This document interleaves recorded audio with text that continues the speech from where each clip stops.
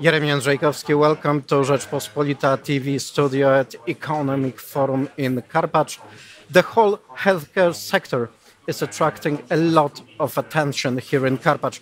No wonder, definitely our health is one of the most important things we have to care about.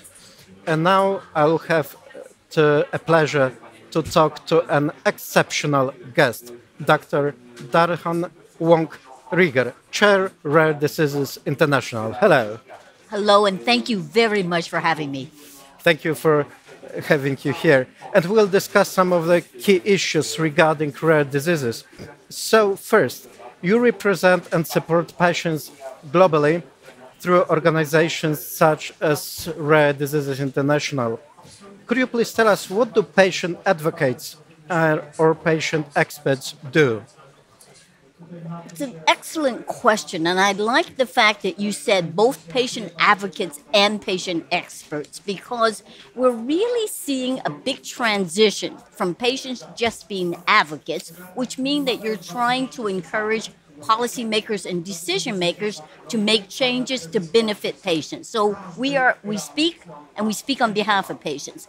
Patient experts, or more, we're also talking about patient partners. We also work with the system. We work with the policymakers to help make the changes. So patients increasingly are being experts in finance, they're experts in medicines, they're experts in terms of health systems and how they run.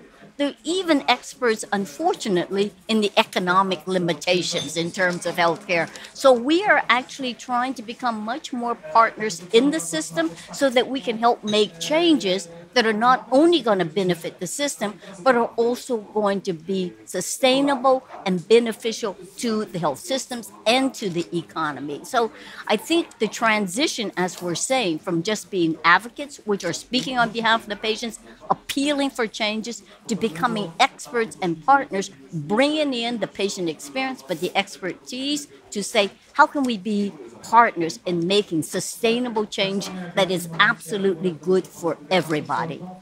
You touched a very interesting area. You mentioned patient engagement and patients' role in decision-making in healthcare. Traditional healthcare model does not see patients as a subject, rather as an object of care and treatment.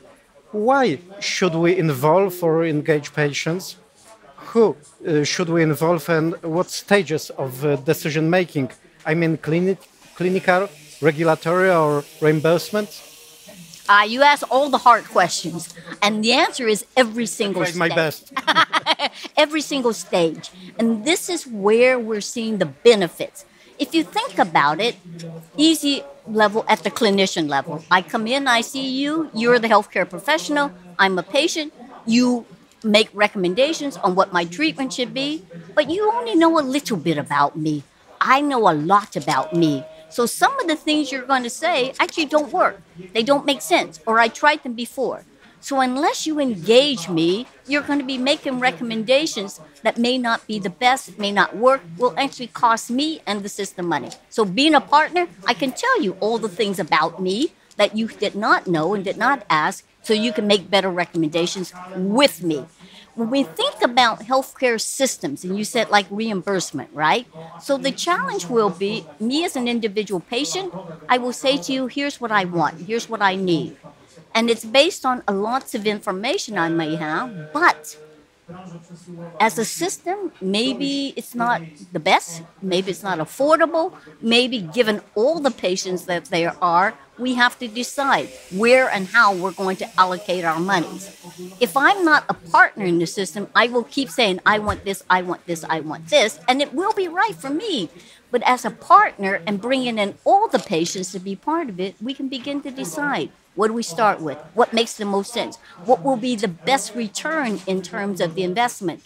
The other thing we can do as patients, and I know that Poland actually has done a wonderful job of it, we can tell you Sometimes I go to the policymakers and the government and I say, we need this and this. They say, we can't afford it. I say, yes, you can. Because I can tell you where your money's being wasted on things that don't help, that don't make sense. Because me as a patient, you give me these things and I say, no. And we go from one test to another test to another test. We could do one test. So I can tell you where in the system are we wasting money so that we can make sure that all the money is going to things that are beneficial. So engage us as partners. We can help make sure that the decisions are not only good for the individual patients, they're good for many patients, and they also are going to make the best use of the money in the system. So, yeah, engagement, and at the policy, at the legal level as well, right?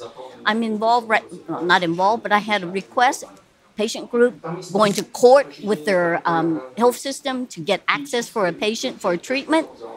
It's a silly waste of resources. The money spent in court, the money spent in the legal system, the many years in which this patient is fighting for care, when it's a standard of care that's available. This is a waste of money and resources. The money should go into the right places. So I have another hard question for you, because I'll try to take advantage of having such an expert as you here. So rare diseases clearly have unique challenges. What would be your recommendations to Polish and policymakers to improve situations of patients and to reach equitable access to optimal treatment? So let me be very clear that I am not an expert in terms of Poland and the healthcare system. But what I do know... Definitely have your own recommendations. What I do know is that Poland is actually positioned. I mean, we work with about 120 countries around the world, and so I'm involved in many levels of healthcare, engagement, from very low-income countries to obviously the high-income countries. I think Poland right now is in a very advantageous, almost unique position, because within Central and Eastern Europe, Poland, I think, sits at one of the highest levels in terms of healthcare, sits at one of the best levels in terms of policy and the ability to actually translate research into benefits for patients. I think Poland could also, because of rare diseases, right? In many cases, we have to work across many countries. Within one country, Poland's about the same size as Canada, where I live. There's not enough patients to actually take care of each disease. So we have to work with globally. We have to work with diseases across the region.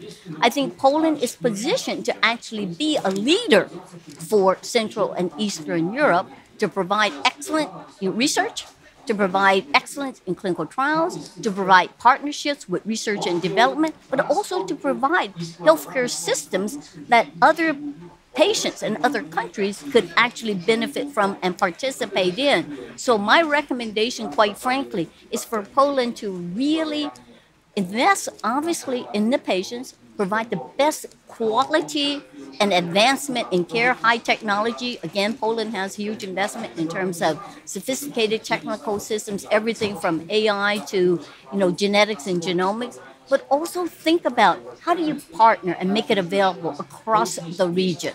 Because I think that's what we need and what we're seeing. I work in Southeast Asia a lot. We're looking at hubs that become centers of regional expertise in which others can come and take part. So I encourage Poland to, yes, think hard about how you can optimize what you're doing in terms of patients. And that is actually hugely valuable because I think Poland has a very highly efficient healthcare system, has a very person-centric healthcare system. But don't just do it for Poland. Do it for everybody across the region. Thank you very much for your recommendations and your remarks. I hope policymakers will listen to our interview and will have their own remarks and recommendations. Thank you very much for coming. It was a very big pleasure to talk to you, Dr. Durhane Wong-Rieger, Chair Rare Diseases International, was here at Rzeczpospolita studio in Karpacz. Thank you very much. Thank you tremendously for the opportunity.